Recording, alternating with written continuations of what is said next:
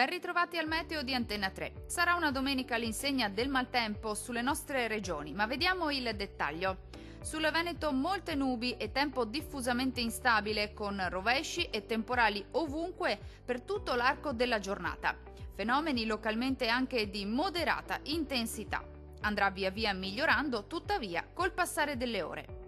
Temperature minime tra 15 e 18 gradi. Valori massimi compresi invece tra 19 e 24 gradi circa. Spostiamoci ora a vedere che tempo farà sul Friuli Venezia Giulia. Poche novità anche sulla nostra regione, il tempo sarà molto instabile con temporali diffusi un po' ovunque e localmente anche forti. Non si escludono infatti fenomeni anche particolarmente intensi. Temperature minime tra 16 e 18 gradi. Valori massimi oscillanti invece tra 22 e 25 gradi circa. Infine la situazione meteorologica del Trentino Alto Adige.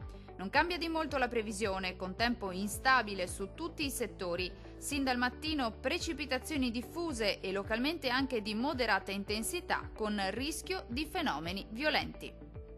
Le temperature minime saranno comprese tra 14 e 15 gradi. Le massime invece oscilleranno tra i 21 e i 23 gradi circa. Dal meteo di Antenna 3 è tutto. Arrivederci.